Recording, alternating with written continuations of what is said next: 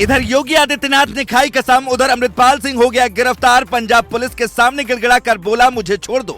36 दिन बाद अमृतपाल को पुलिस ने पकड़ा। अजीत डोभाल के जाल में आया अमृतपाल, अमित शाह से पंगा लेना पड़ गया भारी।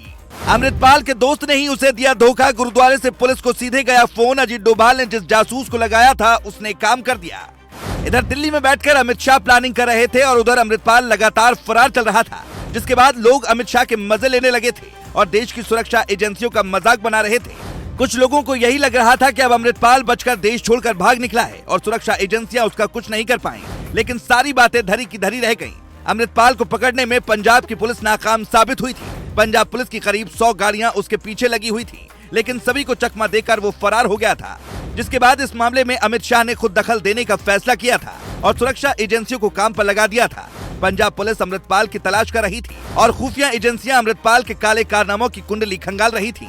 अमित शाह पल पल की रिपोर्ट ले रहे थे और अजीत डोभाल भी अपने जासूसों को दौड़ाए हुए थे, क्योंकि अमृतपाल बेहद शातिर है। ये बात पुलिस को भी अच्छे से पता थी और सुरक्षा एजेंसियां भी इस चीज से वाकिफ थी। कभी टैक्सी ड्राइवर की नौकरी करने वाला अमृतपाल जब पंजाब आया था तो उसने सबसे पहले अमित शाह से ही पंगा लिया था और कहा था कि उसके बीच में आने वाले का हाल भी इंदिरा गांधी की ही तरह होगा। इसके बाद उसने पंजाब में अपने खौफ को फैलाने के लिए हर वो कोशिश की जिससे लोग दहशत में आए। उसने अपने एक समर्थक को छुड़ाने के लिए एक थाने पर ही हमला बोल दिया था, जिसमें कुछ पुलिस वाले घायल भी हुए थे। हैरान करने वाली बात यह है कि पंजाब पुलिस के सामने ही वो उसे छुड़ाकर अपने साथ लेकर चला गया था। इसी के बाद ये कयास लगाए जा रहे थे कि कहीं पंजाब को दहलाने की बड़ी साजिश तो नहीं हो रही है। जिसके बाद अमित शाह ने मोर्चा संभाला और तब पता चला कि अमृतपाल तो देश को ही तोड़ना चाहता है।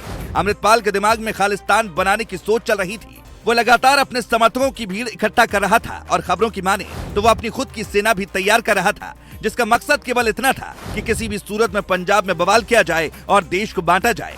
लेकिन वो इससे पहले कि अपनी सोच में कामयाब हो पाता, अमित शाह ने साफ निर्देश दे दिया कि किसी भी सूरत में अमृतपाल को गिरफ्तार किया जाए, जिसके बाद उसे पकड़ने का खेल शुरू हुआ था।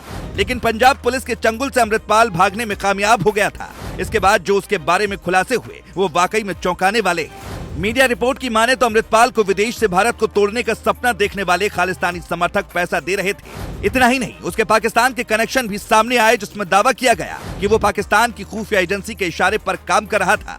सबसे हैरान करने वाली बात यह है कि अमृतपाल पंजाब के लोगों को ये बात कहकर बरगला रहा था कि वो पंजाब से नशे के कारोबार को पूरी तरह से खत्म कर देगा और बच्चों को नशे की लत नहीं लगने देगा।